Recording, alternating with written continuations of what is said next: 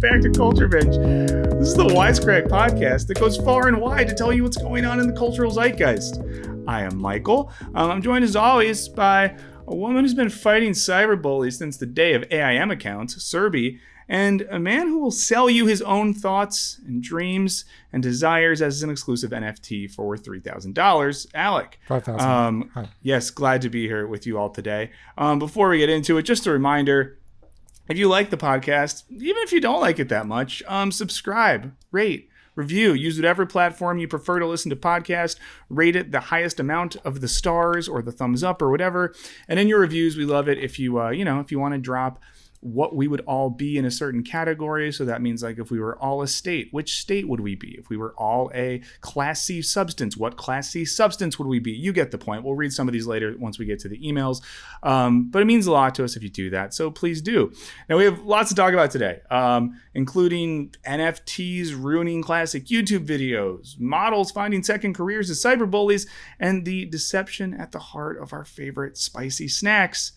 But first, we gotta do slaps and chaps. So Serby, let's start with you. What is slapping and chapping for you this week? So what slaps is that I watched the show Shadow and Bone on Netflix, and I just love fantasy. I love fantasy books and movies and shows and everything. So I really enjoyed it. If you are looking for something kind of light and fun and something that has some pretty interesting world building and special powers, I highly recommend Shadow and Bone on Netflix. And as to what's chapping, nothing really in particular. I guess I got my second dose of the vaccine since we last had our episode. Thank you so much. I had a pretty bad reaction to it, but I'm glad that's over. I'm glad I'm fully vaccinated. And not much has changed in my life except for the fact that I went into a grocery store for the first time in over a year. Wow. And it was very, very overwhelming. I was like, oh, the lights, and there's so many options for food. So it was weird. Did you do a good job shopping, or were you overwhelmed and either like got things you didn't need, didn't get things you did need, anything like that? I was very overwhelmed and I didn't buy things that I needed. I didn't buy extra things. Almost felt like I was like, do I need what fruit do I need? Oh, pears, bananas. Like I just kind of like I couldn't, my thoughts and my eyes were everywhere. So I left with only half of the things that I needed, but it was still fun. It was a nice experience to go out again. And we're happy that you're fully vaxxed. We've talked before about all of us had our various anxieties throughout this year going into the vaccination process, and now we're all there. It's very exciting. So now we can't get each other sick through podcasting. That's delightful stuff. Yeah. Yes. Alec, how about you? Slaps and chaps. Slaps, also vaccine related. Sorry, I know our international listeners are, a little bit further off, but I fucking hugged a friend this weekend. I felt weird about it. He didn't really ask, but afterwards I was like, this is good. You should still ask, like, is hugging cool now? But anyway, that was cool, and nothing chaps. The world is perfect. We live in the best of all possible worlds. But I will use this time to say that thank you to Bides, who wants to know which Hogwarts houses we'd belong to. I also would like to protest that question, but what house would you be? Is there a Jedi house? No. Burns would be... I don't know what Burns would be. Slytherin. Whoa, that's the bad one. I know enough to know that that's the bad one. I would be Ravenclaw, I think. I would like to think that I'm Gryffindor, but I think I would probably be Ravenclaw. However, as I get older, I feel like I'm braver and more courageous, so I'd like to think that I'm growing into a Gryffindor. Nice. Yeah. Isn't there one that's for like goofs and losers? Oh, not losers, but like kind of very lovable humans who are wonderful and kind, and that would be Hufflepuff. Okay, but I think there is the one where it's kind of like the goof asses, and I feel like I'd probably be in that one because I just feel like if I was in wizard school, I wouldn't take it as seriously. I would struggle with some of the parts, but I'd be like a good friend and a good hang at wizard school. Okay, you can be Hufflepuff then, yeah. Okay. Yeah. Also, you're always talking about like getting bar fights on behalf of your friends. I feel like that's that behavior. Yeah. It is. Listen, as we get back into the world, if anyone needs a friend to get in a bar fight on their behalf, let me know. We'll continue to think about this, and if you have thoughts on our houses, let us know. I'll do my slaps and chaps real quick. My slap is I've been watching The Circle France on Netflix, and it's incredible.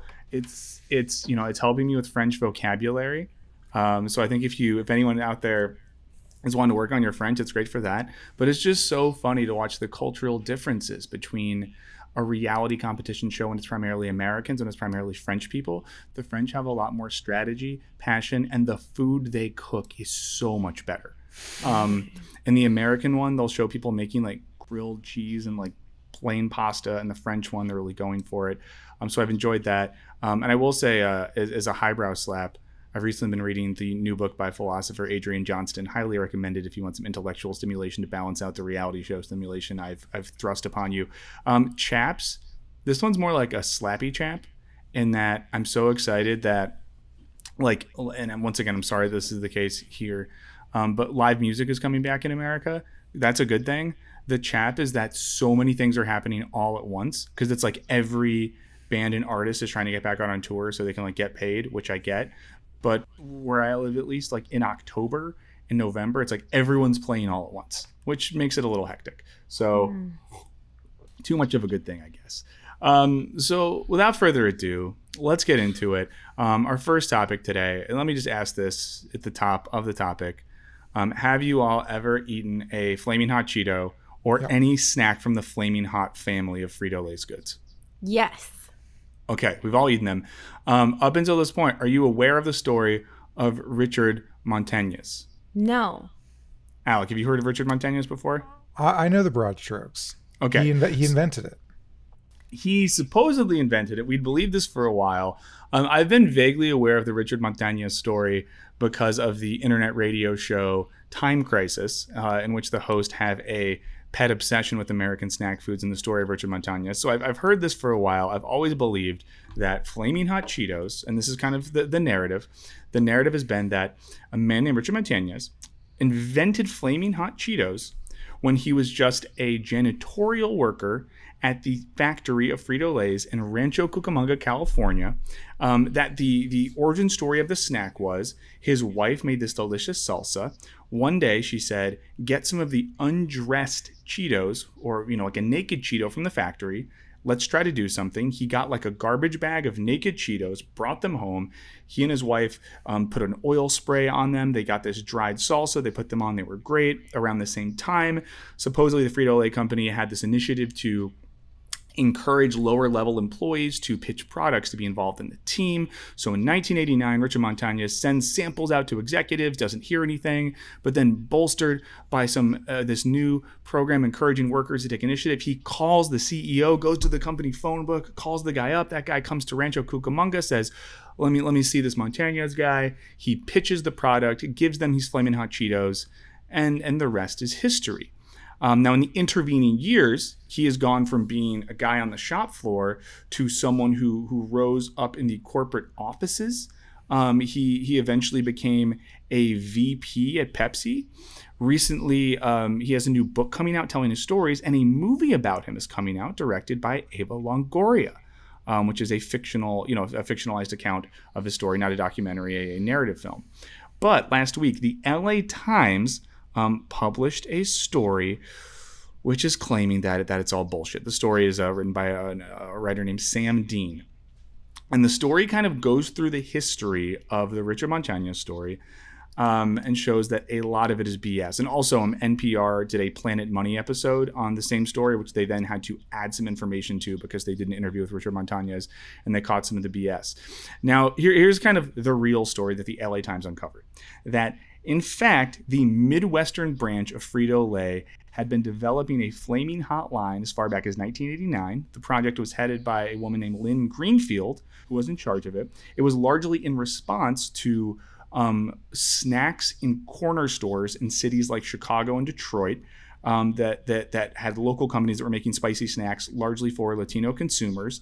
Local sales reps in those areas, one in particular, a guy named Fred Lindsay, who worked on the south side of Chicago, said to corporate offices and to the marketing places, we need to have a snack to compete with these. Now, I'll just read. This is a quote from Frito-Lay's in a statement to the LA Times. They said, "None of our records show that Richard was involved in any capacity in the Flamin' Hot test market." They said, "We have interviewed multiple personnel who were involved in the test market, and all of them indicate that Richard was not involved in any capacity.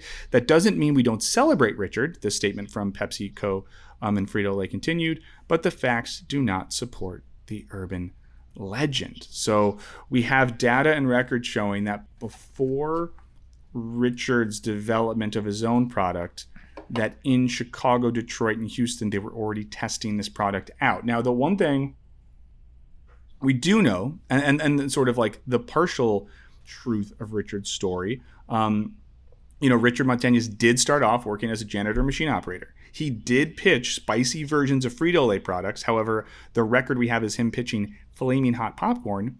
And he did go on to play a big role in expanding the marketing and the products of Frito-Lay goods to the Latino market, went on to become a VP at Pepsi. And this is a quote from a U.S. News and World Report article from 1993. It says, "Montañez burst forth with a kernel of an idea, Flamin' Hot popcorn, which will soon make its debut as part of the existing Flamin' Hot line." He also worked on the Sabrositas brand, a snack brand directly that aims specifically at the Latino market. Now, this news story broke. All hell broke loose in the spicy snack community. There was some response on the internet where people seemed to imply that like this was somehow just a big news organization trying to put dirt on the name of a hardworking man. Now, Richard has responded in an interview with Variety and an interview with NPR, and he said this. He said, "You're gonna love your company more than they're ever going to love you." So his response seems to kind of vaguely indicate it is true. So Richard, no matter what, is right in that way. But his response seems to indicate that like he's not getting the credit because he put his heart and soul into this company and they didn't look out for him. Now, PepsiCo did respond in a statement. Here's what they said. They said they attribute the launch and success of Flamin' Hot Cheetos and other products to several people, including Montañez. They said, "To be clear, we have no reason to doubt the stories he shares about taking the initiative to create new product ideas for the Cheetos brand and pitching them to past PepsiCo leaders."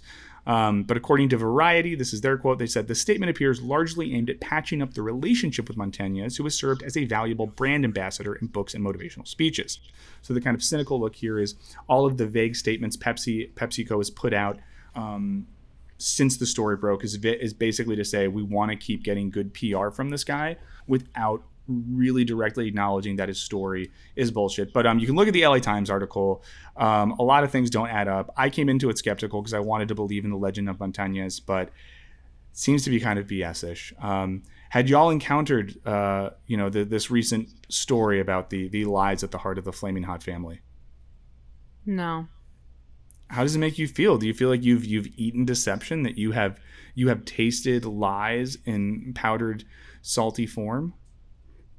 It doesn't feel like that. I am very curious how they've let this go on for so long.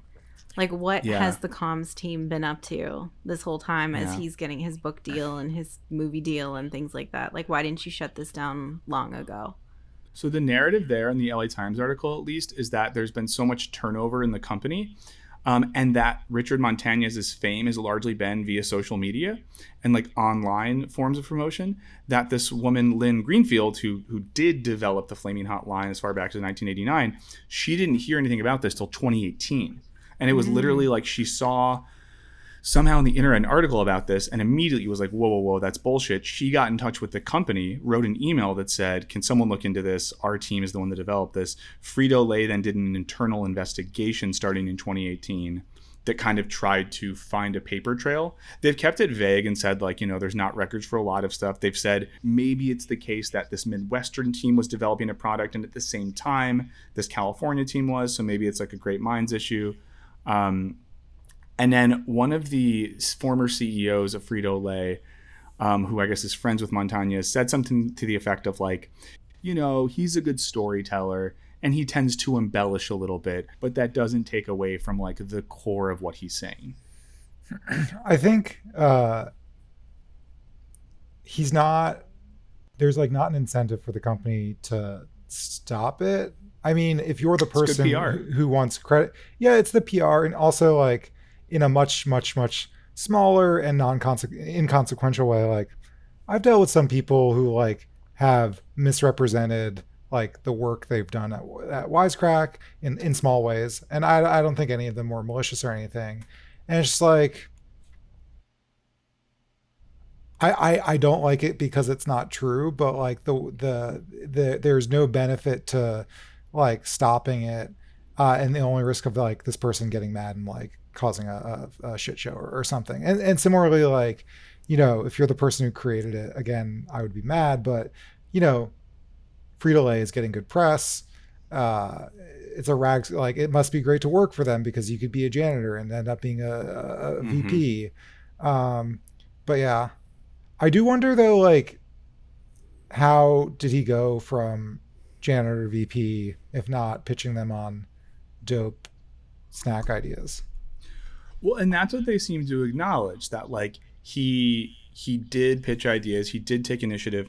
What the Frito-Lay company seems to say, more so than him inventing this particular snack, is that what he did do was provide insight into the Latino market and encourage the company to rebrand and create sublines of products that aim particularly at the palates of Latino consumers, which, you know, you think back to the demographics of Southern California in the early 90s when he was working there, you know, one of the largest Latino populations in the country, but not a lot of snacks by major corporations particularly aimed at them. So like the company acknowledges like he 100% was a part of that initiative and helped bring them into those markets.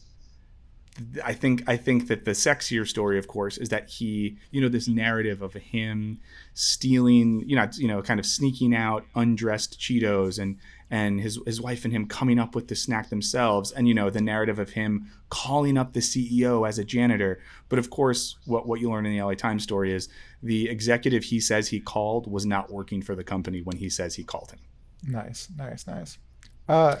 Yeah, but it's a good story though, and I do think this kind of like plays into our tendency to, you know, prefer nice narratives over complicated or less sexy versions of the truth. I think like we love good narratives and we love to attach good narratives to things we consume.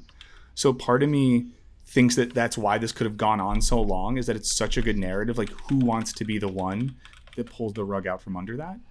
I would be. Because I think that it's important to protect your brand. And like, it's good press now, but you need to protect your brand at all costs. When he goes off the rails and is like, aliens are inside are your Fritos. Right. Or like if he turns out to be like some like really sketchy dude with like a really sketchy hobby or something. Like I wouldn't stand for it. And it also, I wonder if there like opens the company up for like, I don't want to say like they stole his idea or didn't give him credit or something like that. But like if he establishes that he was the creator of Flamin Hot Cheetos and the company is now trying to distance themselves from him, like is there some sort of like legal issue there? So like if it were me, I would be like, absolutely not. Like shut that down and like tell this guy to fuck off, because I think at the end of the day you have to protect your brand, and this is a liability to have him going out and associating himself with you and your product. Here's just a comment from Scarlet Death. Sounds like he needs to get Frito laid off. Am I right? Yeah. Wow. Good comment. Yeah, you are. Well, there's a funny quote as well in the LA Times article where a guy who worked above him in the Frito-Lay Corporation at one point encouraged him to retire because he was doing all these speaking engagements and like making money off that. And the dude was like, you should maybe just not work for the company if you're going to be misrepresenting these things. Right. The idea being that he needed to like retire early. And of course, now this is kind of messing up, you know, a movie being produced by Searchlight Pictures, directed by Ava Longoria. This is now potentially bad press for the movie. It's bad press for the new book he has coming out. So it is interesting that like Pepsi in their statement tried to both protect their brand while continuing to like obfuscate the actual truth because it might not benefit them. So their statement was very much like, did he directly develop this product? No. But was he involved and a part of a team, and do we support him? And it seems very clear the company's trying to like protect their ass on all fronts. I would not be surprised if their crisis comms company was like working in the background trying to figure out what to do about this guy. I would not. I believe that he will be asked to move on and part ways here soon. With what though? Oh, they're a crisis comms person. What do you mean with what? So wait, you're saying the Frito-Lay's comms person is going to be the one who gets axed? No, this guy who's misrepresenting himself as the inventor. I think but he already left though. This is why he's in this weird place. So he's officially retired from Frito-Lay, and now he does like speaking engagements where he gets up to like $50,000 to talk to companies and the like whole circuit's conferences. Yeah. Yeah. See, I wouldn't be okay with that. If it were me, I would be like, absolutely not, because you have someone out there who's representing your brand. Like you got like a rogue person. But he's doing out there. great. He's lying in a way that makes them look good. Well, right now, who's Until to say what he's gonna do? Like, if there was someone run Frito-Lay. If there was someone lying about Wisecrack in such a way that it made the company seem great and people like love it more and wanted to consume things, it would be hard to like really clamp down on that person. Yeah, like, if it's helping everyone, it's like, you know what? I worked for Wisecrack and Alec gave me $1 million and like made me really successful. Thanks, Alec. I'd be like, what do I do? But also, Serby, even sanctioned spokespeople. I mean, look at the Jared from Subway. I mean, it doesn't. Everyone could turn out to be some kind of pedo down the line, you know? Yeah, that is true. But Jerry makes this guy look pretty good. But they like made that decision. This is just some rogue guy. Like, there's no recourse here. Like, they need to privately contact him and be like, yo, shut the fuck up. Yeah. Go ahead, Al. Go ahead. No, I was going to say, one thing that's interesting with this, too, is it does tap into the larger thing with foodstuffs. Like, the nature of invention with foodstuffs is very interesting, and I feel like different in so many other areas. Because, like, you know, who's to say you really are the first person to put a chip in spicy seasoning? I kind of think about this, and we might have talked about this a while ago on this podcast, but with the Nashville chicken invasion of America, it's been this really difficult thing because you have these, you know, chefs, you know, people of color in Nashville are like, oh, no, we are the ones who invented this thing. But then other people take the idea, run with it, create their narrative, make a bunch of money. And it's like, no one's patenting these things. So who's to say that like one really owns this product and whose narrative is more true than the other? So I think food and food products are just a really weird space in how we construct narratives around like authenticity and invention and who really made these things. Yeah. We have a great comment from Craig. I think this is Craig who emailed us, but could be a different Craig. Awesome. We love Craig. Hey, here's some love from Craig. Just got vaxxed in Canada. Let's go. I'm joining Summer of Chaos shortly. Hold a spot for me. Yeah, Craig. Yay, yeah, Craig Canada. That's really great. I like Canada. I like Canadians. I want them to thrive. And I secretly think I would that Canada would suit me well. I've always wanted to visit Montreal. I only went once, and it was awesome. It was just so awesome. I had a really good 3 to 4 day stretch there, not going to panels at a philosophy conference because Montreal was so good. I was like, I just want to do anything other than go sit in like a Sheraton Suites conference room and listen to someone read a boring paper about Foucault. That wasn't a diss on Foucault. That was a diss on the person who gave the paper. Yeah, if you're listening, fuck you. Well, so a quick question. Let's lightning around this. I have 2 questions for each of you. First of all, Serby and Alec, would this affect your desire to purchase a Flaming Hot product in the future? No. No, burns going in, burns going out. Wow. Wow, ladies and gentlemen, Serby Patel, she'll be here all week. Now, second question. Have either of you ever cyberbullied or been cyberbullied? Probably. I don't know. I've never cyberbullied. I don't think I've been cyberbullied. I've been regular bullied, like in real life, but not online. Okay. Just curious. Not that this is a transition into the next topic or anything like that. But Serby, I feel like you were going to share with us the story of one model's journey from, you know, the front page of the Sports Illustrated swimsuit issue until the front page of Twitter controversy. One Chrissy Tiegen. What's Chrissy up to now? Why won't she just stay out of the news? I mean, hopefully she will after this.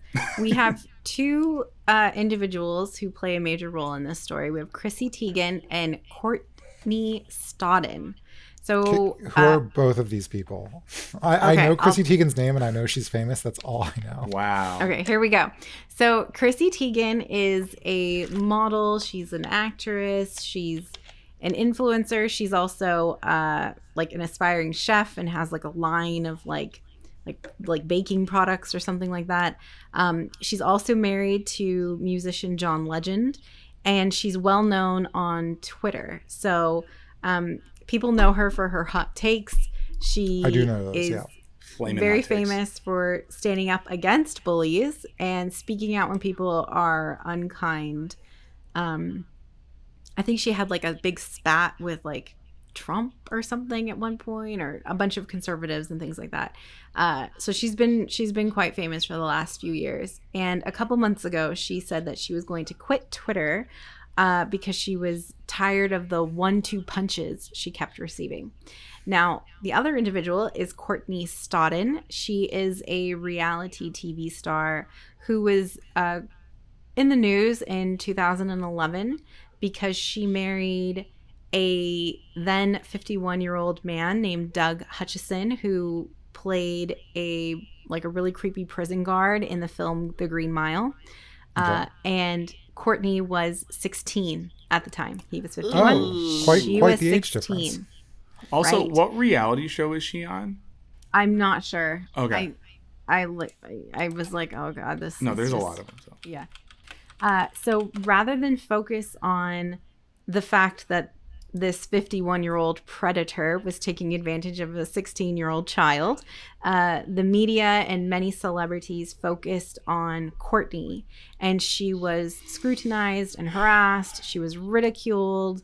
Everybody just went after her, despite the fact that she was groomed and abused by this predator.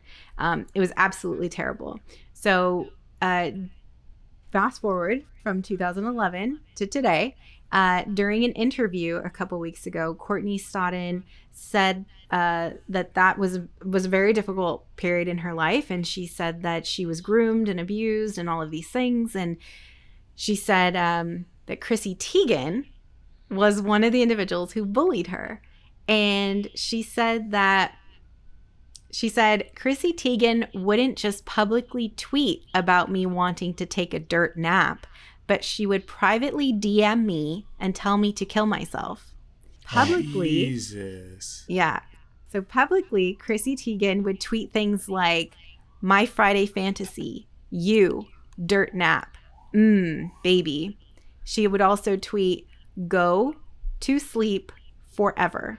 And what drug makes you do that with your mouth? Asking for a friend who really wants to know how to look like an idiot. Thanks.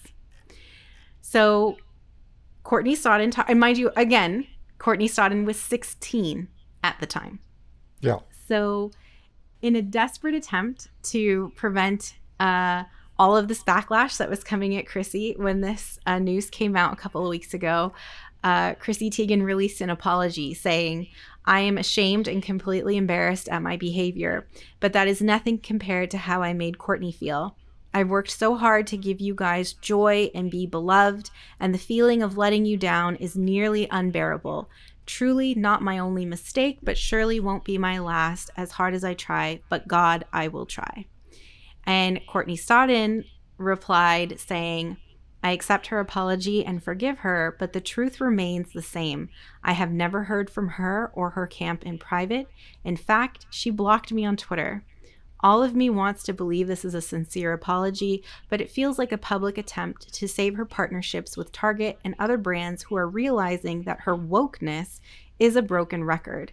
So it seems like the tide is finally turning against Chrissy Teigen, who people are starting to realize is a hypocrite. She often, she often discusses how important it is to stand up against bullies and cyberbullying, and she's discussed how she's been a victim of cyberbullying. And here we know that she's been bullying and encouraging a 16-year-old child to kill herself for being groomed and abused by a sexual predator. And other people have been going back through Chrissy Teigen's tweets, and they've realized that she's been doing this to other individuals as well. There was a child, I think he was like 9 or something. What? 9? What? Something like that. 9-year-old girl or 10-year-old girl, something. I think she was like either nominated for an Oscar or some big award. And Chrissy Teigen didn't encourage this 9-year-old to kill herself, but she also, but she instead said things like, she's cocky and things like that. And it's a child, like a 9-year-old actress. Yeah. And Delete so your tweets, come on. Well, she did, and people took screenshots, so that's great. Document everything as an FYI to anyone listening. Except if we do it. Basically, that's where we're at here, is that Chrissy Teigen has been exposed for being a terrible person. And it feels like there was like this rise of Chrissy Teigen during the pandemic. Everybody was just obsessed with her, and whether you agreed with her or not, she was everywhere, and everybody sort of knew who she was. And there was like this, like almost like hero worship when it came to her, because she would just snap off anything that she was thinking. And now we know she was thinking about children killing themselves. So what are your thoughts about Chrissy Teigen, about the situation, about the fact that celebrities and the media thought that it was okay to bully a 16-year-old? Anderson Cooper was also another individual who bullied Courtney Stodden during this time as well. So it wasn't just Chrissy Teigen. I mean, I just want to say, big proponent of free speech. I think that everyone should find a 16-year-old and bully them. No, I'm just kidding. No, don't do that. Don't do that. I don't. What the? I mean, I think the takeaway, or one of the takeaways, is stop worshiping celebrities, and also especially like there's just a lot of people who are kind of like famous for being famous. It's one thing to like certain artists or like chefs or anything like that and be like, oh, like I like their recipes or whatever, but that doesn't mean that they're a cool person. And especially the things that I have been exposed from her are just like weird and strange but kind of funny tweets about, like, one time a waiter didn't tell me he sold me an $18,000 bottle of wine. Aren't I relatable? And sure, fine, I think that's really funny. But yeah, I don't know. Celebrities aren't your friends. If you like someone's work, that's cool. If you respect their work, if they are like a writer and you respect their ideas, that's fine. There's so many scenarios in which they're a fucking dirtbag. Also, on Twitter, there's this discourse of like, next time you try to make fun of someone on Twitter, remember it's probably a literal child, which I think about a lot. Like, is this a dumb person or is this a child? It seems like I just think it's funny to be like, this is a child and I will bully them. Yeah. Right. Also, the wine thing Chrissy Teigen did, where she said someone like sold her an $18,000 bottle without telling her. A guy, I forget his name, who's like a wine seller and sommelier from Los Angeles who's worked in a bunch of restaurants, did a long Twitter thread about how none of that could have happened. Yeah. And like literally went through like, at restaurants, wines that are that expensive, a server on the floor can't even sell those to you. A sommelier on staff has to do it. And like he just like went through the whole thing. And basically it was like, it's clear that this is a made up story for attention. And I think a lot of Chrissy Teigen and many people, like especially when it's celebrities, it's like, why do you have to lie? You already have all the attention, but then it's like, oh yeah, you probably are a clinical narcissist who depends on attention to feel like you're valuable in this world. But whenever I hear stuff like this, like, first of all, it's truly psychotic that you're just telling a 16-year-old to kill herself online. That's psycho shit. And the thing is, there are a lot of psychos on the internet, and a lot of people use the internet as a space to like let the most psychotic impulses from their id burst forth. And like, I get it. Like, it's easy to talk a little reckless and a little wild on the internet, but I do think there's a line between talking reckless about yourself, or, punching up, so to speak, and talking reckless about figures with power. And on the flip side, talking reckless about people who are vulnerable, being mean to people who don't have power and are already marginalized. And it's the simple dynamic of punching up versus punching down. It's a tale as old as time. Shouts to Beauty and the Beast. But also, like, with Chrissy Teigen's kind of like self-victimization on the internet, like, I don't know, like, if you get to a certain point, like, I have it set on my Twitter where like I only see responses from people I follow. Very easy. It's a very easy thing anyone can do. So it means you don't have to see psycho stuff, because occasionally when I do look at people that aren't my followers, people say psycho stuff. Also, If I ever had as Yeah. much money as Chrissy Teigen and that life, I would get offline in a heartbeat. I will Yeah. get the day that if I ever had like real serious big boy money, you would not see my tweets. I would not be present on any social media thing because I would be living my life. And sadly, for anyone who, if you work in media or entertainment or comedy, or you're a writer or a creative person, there's this tendency where this pressure to be on social media. Chrissy Teigen doesn't have to be on social media. It's a choice that she makes. She has a career, she has a family, but she chooses to spend all this time on Twitter. And I'll also say it was very annoying when she got off Twitter, made it seem like she was like, she made a whole public statement about it and then popped back on 2 weeks later. I was like, my bad, never mind. I need more attention. Yeah. Hugo Ailman asks, what do you guys think can be a counter towards this consumer idolatry? I think, like celebrity worship. I think not. I think a thing is happening. On one hand, we're shitting on the bad celebrities. We don't like this person's politics, or they are awful to work with, like Joss Whedon sucks, we know that, etc. And from a certain kind of like, hey, it's not cool to work at a place with a psychopath, Hollywood should not like hire a psychopath, like I get it. But I think the flip side of that is like, we therefore feel the need to like worship the quote unquote good celebrities. Like, oh man, I'm so happy that this celebrity tweeted a political opinion that I like, I'm going to retweet it. And I'm probably guilty of it at some point, but I feel like we shouldn't. And also, I think it extends even to politicians. Like, there are politicians, I like their policies and whatever, but that doesn't mean like I should be retweeting their memes and saying like, doing the clap emoji. I think it just creates like a unhealthy relationship with people you don't know. Yeah, there's an essay I read on Substack this week, and I feel bad. I can't remember the name, but this is just responding to Hugo's question. So, at me if you need the research. But it was basically about like how problematic our obsession with political purity or like moral purity of celebrities is. And I've totally fallen into that trap before. And reading this essay, I was like, yeah, like, why do we care? Like, why do we expect this level of purity and goodness? Now, of course, sometimes they play into that, which is, something they do wrong. But we just had to stop. We have to stop acting like we expect people who like went to drama school are going to have, and that's not a diss at all, drama school's dope, but the people that went to drama school are going to have like all the best, most subtle takes on like geopolitics and economics and gender and race or whatever. And a lot of times when these people tweet stuff, it's like their assistants or PR people trying to say the right thing to make them look good. Like, let actors be actors and singers be singers, and people that invent snacks be people that invent snacks. Like, we got to stop doing that. Yeah. I think just really understanding that this is just a person's job, and their job just makes them more well known than another job, but that's all they do. They didn't do anything incredible or amazing other than act in a film, which is great. That is their skill, but that doesn't make them worthy of hero worship.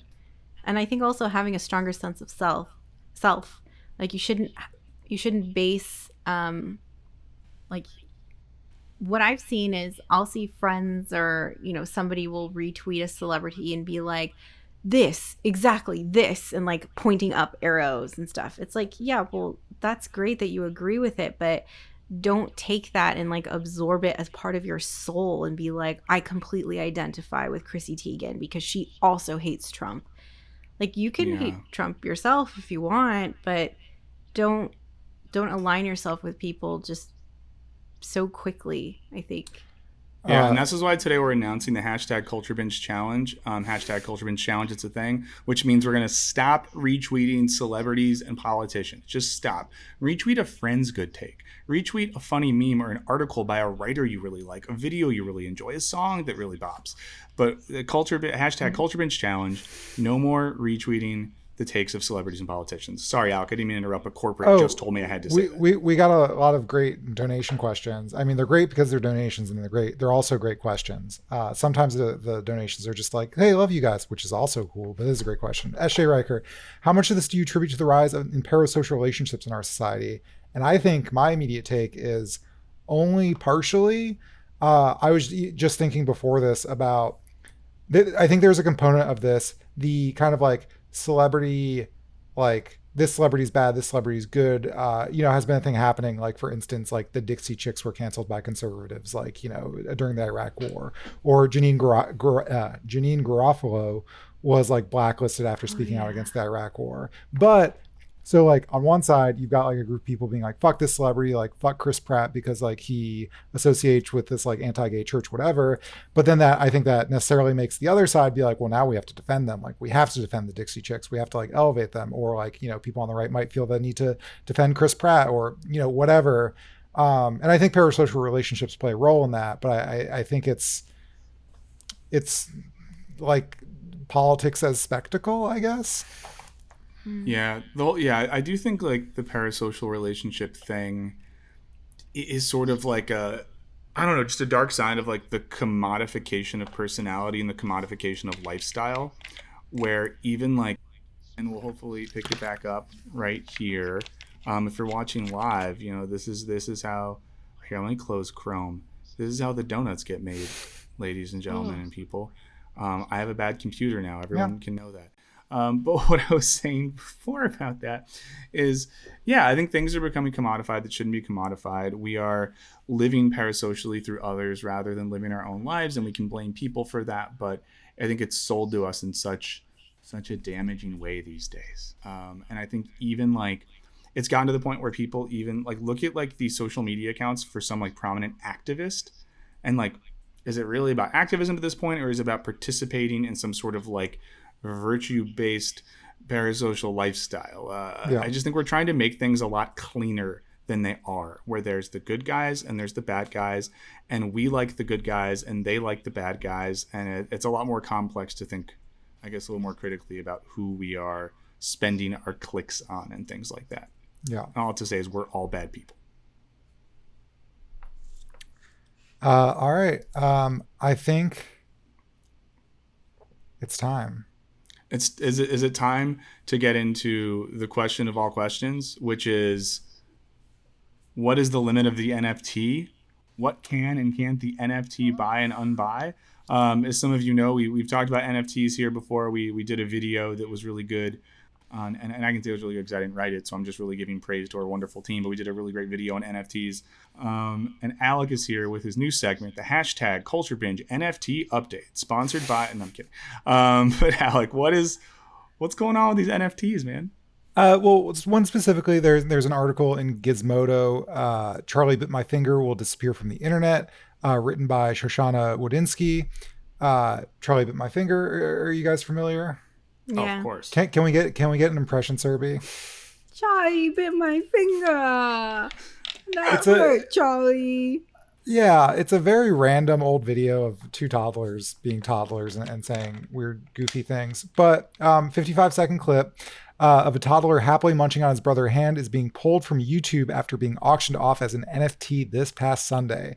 The clip was at the center of an hours-long bidding war, which finally ended after an anonymous bidder put down $760,000 for the 55-second piece of internet history.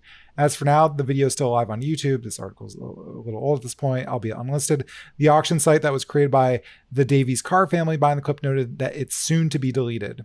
And the article goes on. In a statement, the parents of the two boys, now 15 and 17, said that pulling the video from YouTube is not the end of the beloved video, but rather a new beginning. That's bullshit. We helped YouTube grow and embraced it early. We are now moving on to the next big exciting thing. They're going to use the money to pay for one of the kids' college funds. No hate towards the family. Got to get that bag, pay for kids' college. Wait, aren't they British?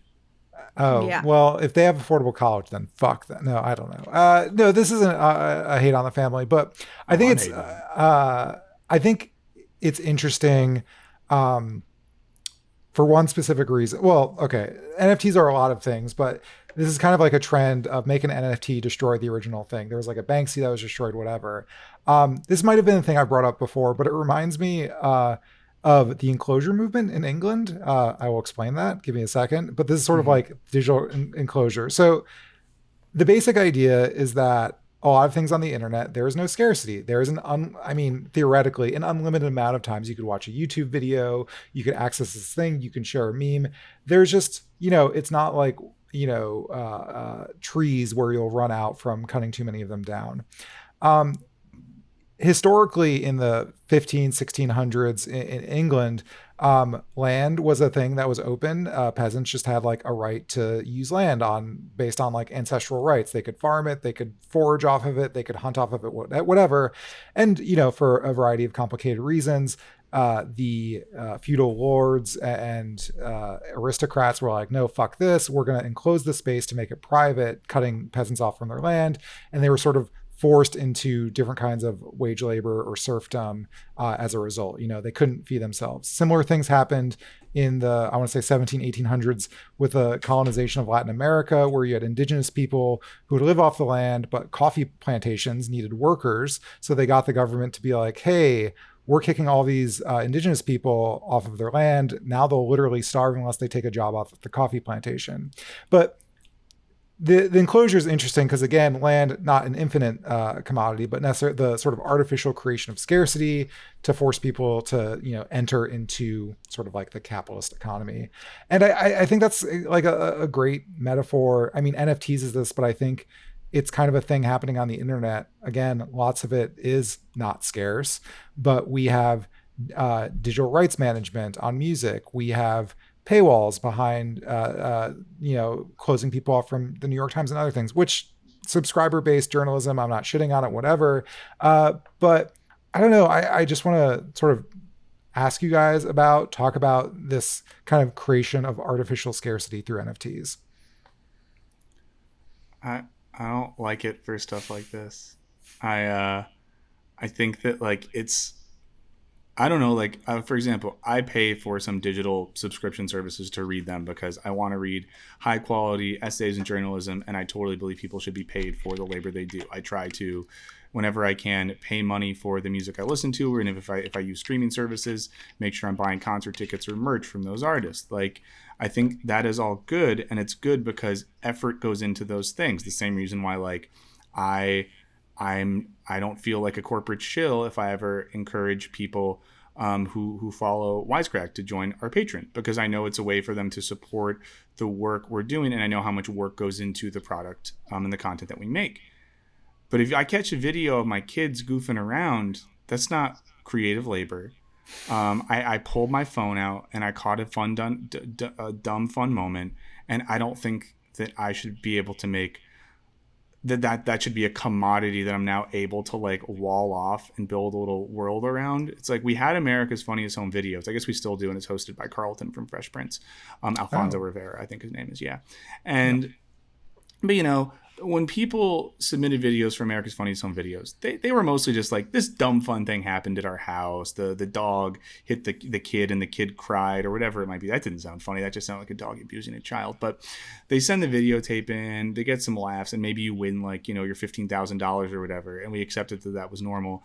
I just think like where is the line drawn in how we start to create scarcity, not in content that involves labor, but in things that sort of just like when do we start selling NFTs for trees and tearing the trees down? That was a huge leap, but you know what I'm saying. I don't know. I'm iffy on it, but I just wanted to preface it by saying like I do believe that people should get paid for the work they do, and that we should like use our wallets to appreciate and give credit to creators. But I just don't think Charlie's a content creator. I think that's a really interesting point you've made. What I was thinking when Alec was talking about this is how much money were they making on the YouTube video all these years? Did that exceed the $760,000 they got from the NFT? So like, what was better, to keep the video up and sell merch and things like that, or sell I don't know, in one go? If they weren't set up properly, like they might not have made it. Like, did they put it up on YouTube before monetization was rolled out or like easily accessible? Did they like have the copyright tools to sort of claim other videos? And at this point, I'm sure it's still getting views, but I don't know. I want to sell an NFT. I don't know what, but like maybe of myself. And then I destroy yourself. Your literal person? You would destroy your literal person, and then you would just exist forever as an NFT? Exactly. Like, here's the thing. Someone's going to do that, though. Like, some freak is going to is going to sell themselves as some work of art and turn themselves into this like digitized thing on the blockchain, and it's going to be dark. Yeah, David Blaine. No. Like someone who's like planning. No, that's too dark. I'm not going to go down the Vietnam. Yeah. Okay, David Blaine is going to sell himself as an NFT and disappear, and he's just never coming back. That's something to look forward to. Yeah. But let's say this, though, too, that the reason to maybe not shit as much on the people using NFTs, like, you know, I think it is legitimate and good that people are responding with fear to a digital media market that is unsustainable and runs on the exploitation of digital labor, by which people, and I don't think this is necessary for the Charlie kid, but for artists and musicians, it's like, well, because of how things work now, it's very hard for me to get paid for creative work that I'm doing. So if this NFT thing is going to allow me to secure a big check for a thing that I've made, sure. And I think, like, I know musicians have been using NFTs. I imagine if you ask most musicians, they would be like, no, I wish I could just make money selling the music I make at a fair price and selling concert tickets for shows that I play. That would be a fun way for me to make a living. But as musicians don't make money anymore because of streaming services, and like we all know this, Google how much an artist makes for each spin of the play on Spotify, it's like 0.00001 cent. It's horrible. But so it's forcing people into this. So like I understand the economic conditions that lead creative people to want to NFT themselves or their work. I just think it sucks that it has to come to this. And to me, it's one of these tech solutions to problems that they have themselves created, or like digital marketing solutions to problems of scarcity that they themselves have created or perpetuated. Yeah. Oh no, we poisoned all the water. Would you like to buy some clean drinking water? Exactly. 100%. Oh, who could have done this? We made the planet real hot, and it feels real bad now. Want to invest in our new green energy supply company? I'm sad that some of these like cultural cornerstones are leaving. Like Charlie Bit My Finger. What about like if Sneezing Panda left or Star Wars Kid left? Like some of these things that like were like so early internet, or not early internet, but like. I feel like they're still going to be on archive.org or like way back. Yeah. Or you get them Yeah. up. They're never will there be good. torrents of Charlie Bit My Finger for like the hacker class to not? Yeah. I sometimes download videos if I find them really funny, but I know they're going to get taken down. Like I'll just say the Weezer Joe Biden video. I won't say anything else, but if you know, you know. I need to know what that is. It's the funniest thing I've ever seen on the internet. And because of the subject matter, it has been up, it's been taken down. I have downloaded a version of it, so you have forever. So I would say that, like, if you see a video you really like, something funny and weird, make sure you have it. Yeah. Well, any last thoughts before we move on to mailbag? No, other than I didn't know about the Charlie Bit My Finger video for a while. So for a year, whenever I saw my little sister, she would just be like, Charlie. And I was like, what are you saying? Why are you so dumb? How are we related? But it was really my fault the whole time. Speaking of things that will never become NFTs, you, the listeners and viewers, your thoughts, your criticisms, your praise, your love, our love for you. We're never going to sell these things. They're not commodities. They're here because we like them and we love you. So call us, email us, get in touch with us, send us a letter if you can find our home address. Don't do that. Don't try to do that. But you can email us at culturebinge@wisecrack.co. No M. Wisecrack.co. I think that email address still works. And you can call us at 213-534-8807. That is 213-534-8807. I know we have some stuff this week. Do we got a voicemail we're going to start with? Or are we going to go right into the mailbag? Alec, it's whatever I think we got a voicemail. Maddie. Hi, Wisecrack crew. My name is Danny. I'm from Massachusetts. And I just want to kind of talk about the SNL topic. So first and foremost, I've been a fan for years, even through all the peaks and plummets, I should say, that they've had. And I just wanted to kind of touch on a couple of things. First and foremost, I feel like it gets a lot of unnecessary flack because it's one of those shows where when it's bad, everyone shits on it. But when it's a good show, it kind of completely flies under the radar. For example, Elon Musk, trash. the Keegan-Michael Key episode, actually really good, but, you know, it kind of went under the radar. Not a lot of people talked about it. Another thing I kind of wanted to talk about was what Michael briefly touched upon, which was the YouTube and TikTok aspect of it. And what I think made some of the previous seasons, especially with Andy Samberg, so successful was the introduction of the digital shorts for the YouTube age and the Lonely Island kind of doing their own thing and popping off. What I think they should do, though, is maybe, like, during their hiatuses, you know, introduce sketches that didn't make the cut and, you know, have, you know, give the writers some time to shine, film it, and, you know, throw it up on YouTube or TikTok, you know, when they aren't filming throughout the season. That's really kind of all I have to say. Big fan. Serby, I am your sleeper agent. Just say mukbang and just consider the job done. Alex, I'm sorry. It was me who made all the accounts to unsubscribe to the channel. And Dr. Sweaty, as a fellow sweaty person, I wish you Godspeed this upcoming summer. Thank you so much, and have a great day. I'm sweaty right now. Awesome. That's a great call. That was good. Just to quickly say, made great points. I think especially the point about how we talked about, and by we, I mean all of pop culture, talked about the Elon Musk episode of SNL, but then didn't talk about the Keegan-Michael Key one. Keegan-Michael Key being one of the best sketch performers and writers of the past, like, 25 years. And then he hosts, and we're just like, oh, whatever, it's not a big deal. It's just like a really good comedian who's like the best at what he does. And I think it's also a great point that, you know, in the Lonely Island era, that team of performers and writers really brought in what was happening at the ground level of, like, digital comedy into the SNL world, but they haven't done anything like that since. I think that is a really good idea, that if you want to keep that show current, you have to basically ask, like, what is current, new, interesting in comedy, and how do we bring that into what we're doing? So someone should hire, was it Daniel, right? I think maybe. From Mass. I think that's a great idea. Yeah, I like the idea of giving the writers an opportunity to experiment and to have fun. I really appreciate your perspective. Thanks for calling in. Yeah. And thanks for being my sleeper agent. Yeah.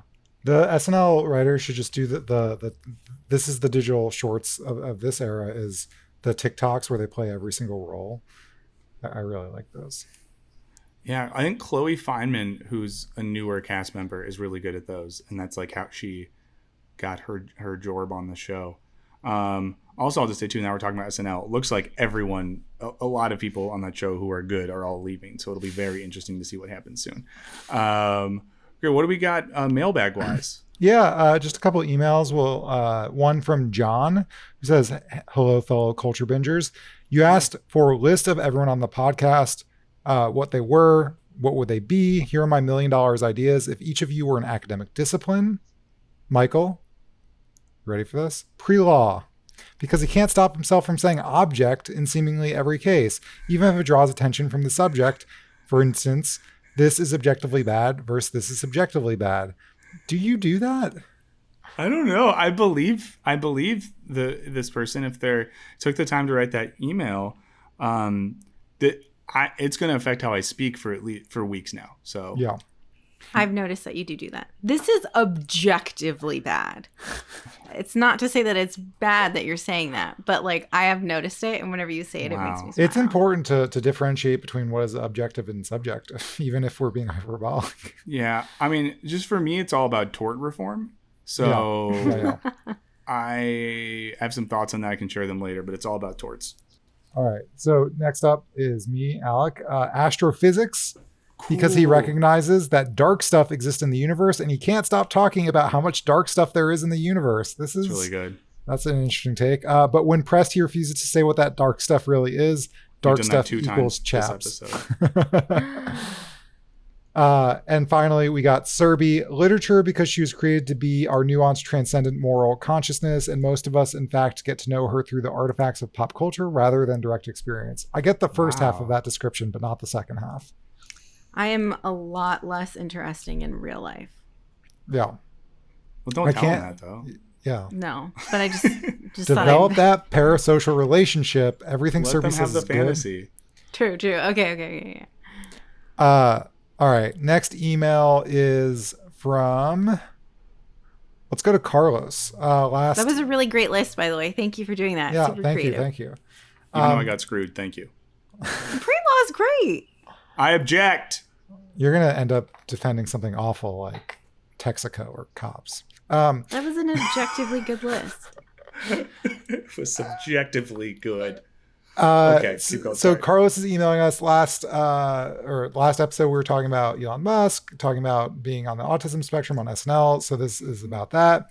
Carl says, as a dude on the spectrum, I thought I'd throw my personal opinion as related to Elon Musk. I enjoy Saturday Night Live, but I dislike Mr. Musk, so I decided to skip the episode with him hosting. Upon hearing he had announced that he has Asperger's, I felt irritated. I think he brings shame to our community, which is misunderstood enough as it is. I don't want to be such a dickhead to be representative of us, and I don't want his cult of internet fanboys calling themselves and each other autist just because Daddy Musk is. Not much more to say about that topic. Also, during that week, we talked about the preferred nomenclature dude. This is Carlos's take. Don't want to say it's the universal take, as you know, we read some comments on air. But anyway, preferred nomenclature, the main options are Asperger's syndrome for the condition or ASPI for the individual. Some people like this term because of the stigma around autism. When you tell someone you have Asperger's, they'll think introverted, smart, and quirky, whereas if you tell someone you have autism, they'll think slow, unreasonable, and asocial. However, since 2013, Asperger's syndrome is no longer an official diagnosis. So strictly speaking, it's scientifically inaccurate. Instead, the official diagnosis would be autism spectrum disorder, or I've also heard the term high-functioning autism spectrum disorder specifically for people who would have otherwise been diagnosed with quote-unquote Asperger's.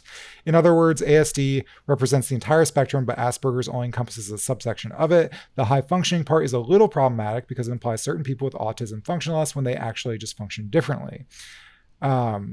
Personally, I prefer to say I have autism. In my experience, most people will react by saying, but you don't look autistic, which is a good way to start addressing the misconceptions they may have about the disorder. For example, people don't look autistic. Hell, some people on the spectrum themselves may not even know they are on it because they don't understand it. In my case, I didn't find out until I was 28. Hopefully this email will help you understand my perspective and also spark your curiosity on the subject. Thank you so much, Carlos. That's Thank so you. good. Yeah, That was everyone. really good. Be curious, not judgmental. Ask your friends to talk about their experiences. You know, that's great. And that's it. That's what we got for this week. Thank you so much for writing in. Yes, thank you so Someone- much. And once, go ahead, sir. Someone wrote in and wrote this really funny like fake dating profiles for F1 drivers, and I want to say that I sent that to a couple of my friends and we were dying. It was so funny. I would swipe so hard on Lando Norris based on your description. I read that email. I was like, do I read this? I don't understand anything of what's happening. Okay. But let the record show, even if your email doesn't get read on air, it gets read by us, and we truly appreciate all of them. And I really think all of them. No one's ever like crazy or mean, and don't take that as a challenge. Chrissy Tiegen, don't write us, Chrissy Tiegen. Don't add us, Chrissy Tiegen. Don't listen to this, Chrissy Tiegen. Go do other stuff. Go write a cookbook. Ugh. But I hear some of her recipes. We're too are old good. for her to bully. She wouldn't come after us. Oh yeah, come for us. I don't look like okay. I'm 16. But once again, write us, culturebinge@wisecrack.co. Call us, 213-534-8807. And finally, if Chrissy Tiegen is out there and you want to step up to these streets, where could she find us on Twitter to tell us to take a dirt nap sleepy time? Serby, where could Chrissy Tiegen tell you to end your life? She can tweet me, SurryPatel22. Nice. Alec, where could Chrissy Tiegen imply that you don't deserve to live? At Wisecrack Alec, I invite her to. Great. And Chrissy, if you want to ask what drugs I take to have a face that's so stupid and that makes you hate life, you can do that at Michael O. Burns. We dare you, Chrissy. But that's all for this time. We'll be back in a couple of weeks. We'll be streaming live as well. So hopefully we can see you all then. In the meantime, stay safe, have fun, be good, and don't let celebrities tell you how to live your life. #CultureBingeChallenge. Bye, everyone.